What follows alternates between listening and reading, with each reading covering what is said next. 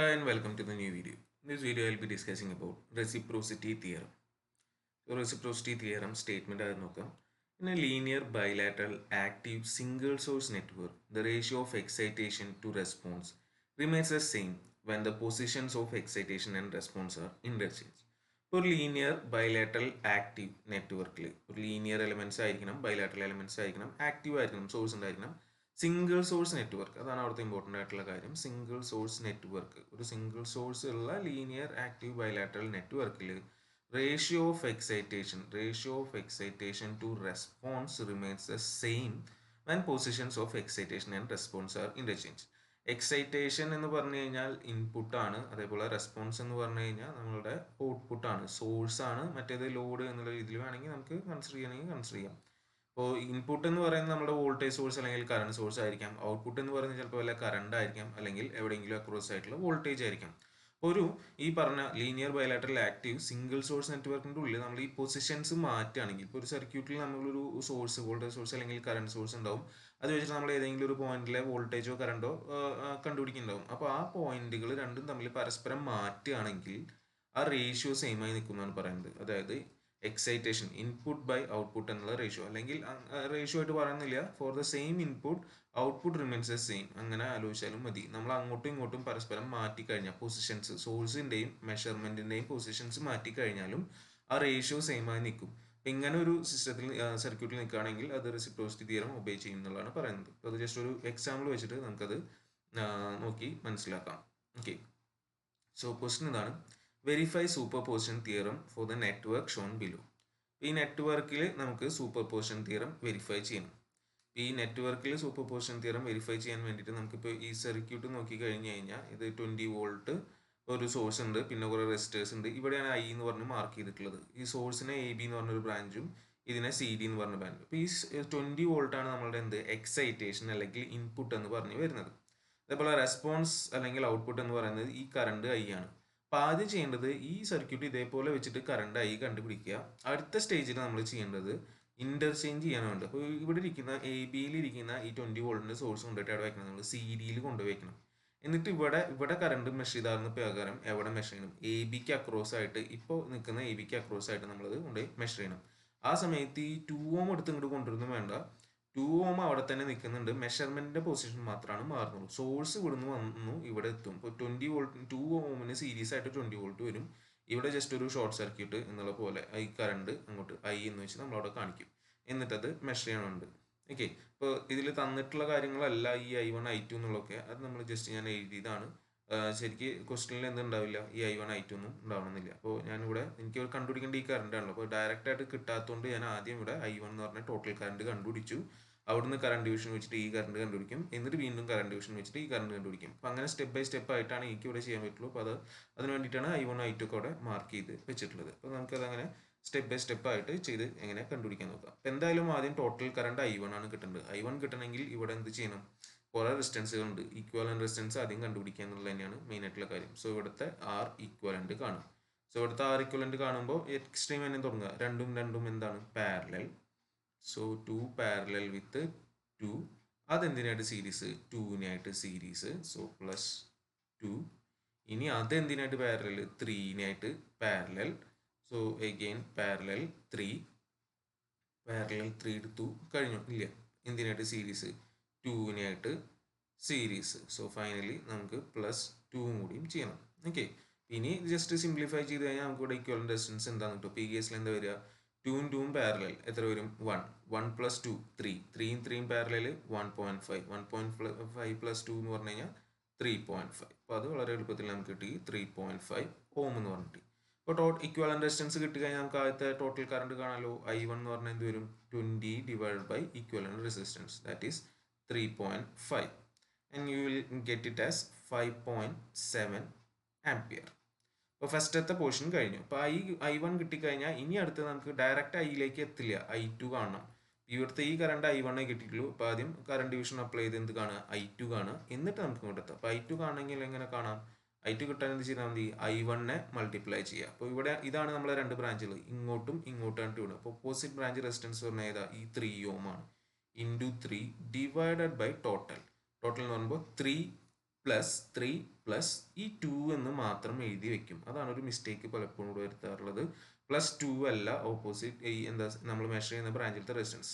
Measure ചെയ്യുന്ന branch എന്ന് പറഞ്ഞാൽ ഇപ്പോൾ ഇവിടം തൊട്ട് ഇവിടം വരെ നിൽക്കുന്നതാണ്. അപ്പോൾ ഇതിന്റെ ഇക്വാലന്റ് റെസിസ്റ്റൻസ് ആണ് ഇവിടുത്തെ ടോട്ടൽ റെസിസ്റ്റൻസ് എന്ന് പറഞ്ഞത്. അപ്പോൾ അത് നമ്മളിവിടെ മെഷർ ചെയ്യണം. എന്താ വരിക?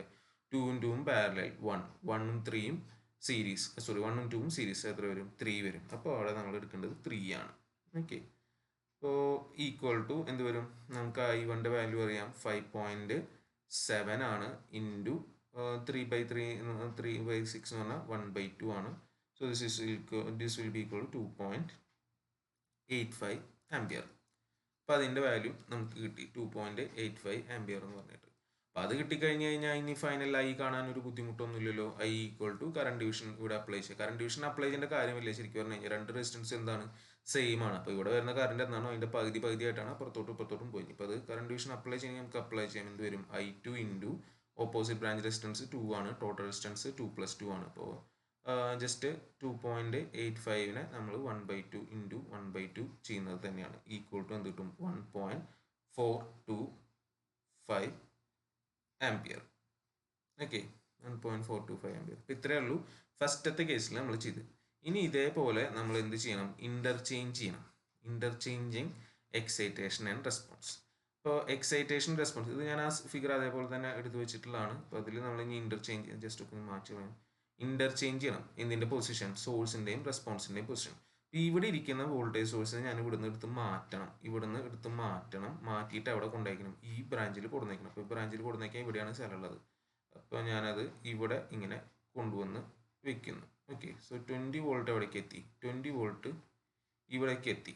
ഇനി ഇവിടെ ഉള്ള മെഷർമെന്റ് ഞാൻ ഇവിടുന്ന് മാറ്റി എവിടേക്ക് ആക്കണം? നമ്മൾ മറ്റേ ഇൻപുട്ട് എക്സൈറ്റേഷൻ എടുത്ത് കൊടുക്കുന്ന സ്ഥലത്ത് കൊടുന്നേക്കണം.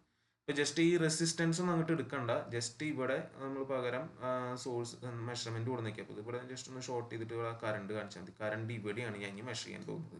ഓക്കെ, അപ്പോൾ ഈ കറണ്ട് തന്നെ കിട്ടണം, സെയിം തന്നെ കിട്ടണം. അല്ലെങ്കിൽ ആ 20 കറണ്ടിന്റെ റേഷ്യോ തന്നെ ആയിരിക്കണം, സെയിം തന്നെ ആയിരിക്കണം. അത്ര ഉദ്ദേശിക്കുന്നുള്ളൂ.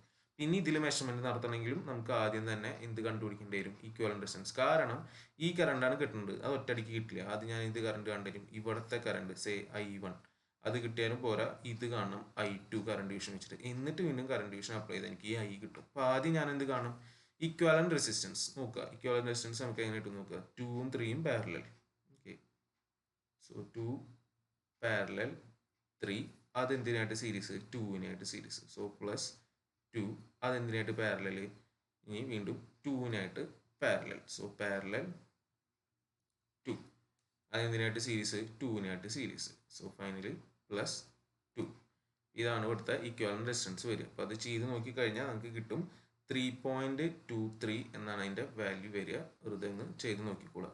അപ്പോൾ അത് കിട്ടിക്കഴിഞ്ഞ് കഴിഞ്ഞാൽ നമുക്ക് ഇവിടുത്തെ I1 കാണാമല്ലോ. I1 എന്ന് പറഞ്ഞു കഴിഞ്ഞാൽ voltage divide by equivalent resistance. So 20 divided by equivalent resistance എത്രയാണ്? 3.23. സോ 20 ഡിവൈഡ് ബൈ 3.23 ചെയ്ത് കഴിഞ്ഞാൽ നമുക്ക് എന്ത് കിട്ടും? ടോട്ടൽ കറണ്ട് കിട്ടും. അത് വരിക 6.19 ആംപിയർ എന്നാണ് കിട്ടുക. അപ്പോൾ അത് കിട്ടിക്കഴിഞ്ഞാൽ ഇനി വീണ്ടും കറണ്ട് ഡിവിഷൻ അപ്ലൈ ചെയ്യാം. അത് വെച്ചിട്ട് നമുക്ക് എന്ത് കണ്ടുപിടിക്കാം? I2 കണ്ടുപിടിക്കുമ്പോൾ അവരിലുള്ള current I1 into opposite branch resistance. Opposite branch ഏതാ? 2 ഓം.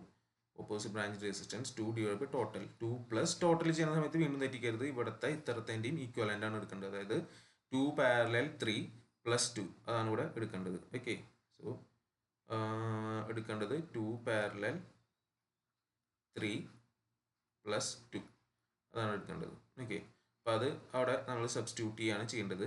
അപ്പോൾ അത് സബ്സ്റ്റിറ്റ്യൂട്ട് ചെയ്ത് കഴിഞ്ഞാൽ നമുക്ക് അവിടെ കിട്ടുക 2.38 ആംപിയർ കിട്ടും ചെയ്ത് നോക്കിക്കഴിഞ്ഞാൽ. സോ ഇത് കിട്ടി, ഇവിടുത്തെ കറണ്ട് കിട്ടി. സോ ഫൈനൽ കറണ്ട് I കാണാം.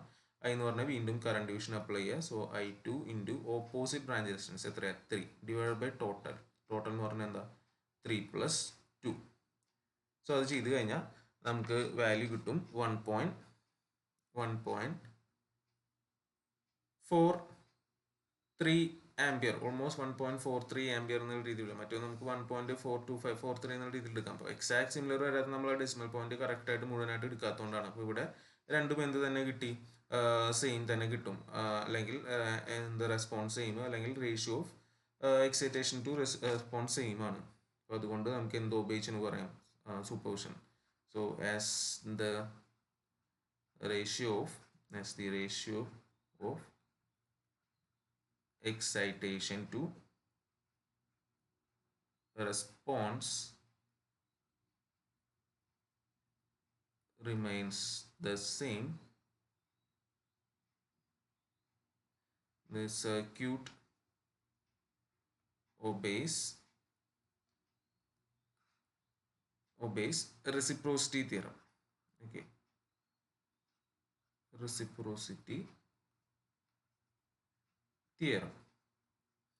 റെസിപ്രോക്കൽ സർക്യൂട്ടാണ് നമുക്ക് കയ്യിലുള്ളത്. അപ്പോൾ എത്രയാണ്